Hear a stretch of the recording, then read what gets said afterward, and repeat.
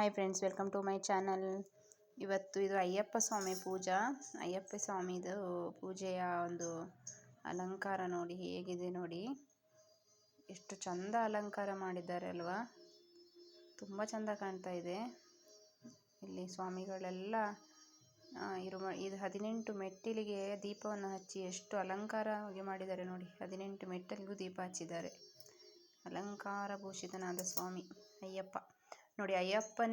ಅಯ್ಯಪ್ಪನ ಫೋಟೋಕ್ಕೆ ಮುಖ ಮಾತ್ರ ಕಾಣ್ತಾ ಇದೆ, ಮತ್ತೆಲ್ಲ ಹೂವಿನಿಂದ ಅಲಂಕಾರ ಮಾಡಿದ್ದಾರೆ. ಹಾಗೆ ಸ್ವಾಮಿಗಳೆಲ್ಲ ಇರುಮುಡಿ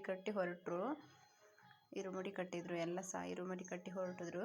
ಅವರ ಗಾಡಿ ಎಲ್ಲ ಪೂಜೆ ಮಾಡಿಕೊಂಡು ಅವರು ಇರುಮುಡಿ ಕಟ್ಟಿ ಶಬರಿಮಲೆಗೆ ಹೊರಟರು. ಹಾಗೆ ಊಟ ಕೂಡ ರೆಡಿಯಾಗಿತ್ತು ನೋಡಿ. ಎಷ್ಟು ಬಗೆಯಾಗಿ ಪಲ್ಯ, 3 ಥರದ ಪಲ್ಯ, ಪಲಾವು, ಹಾಗೆ ಗ್ರೇವಿ, ಇದು ಬೇರೆ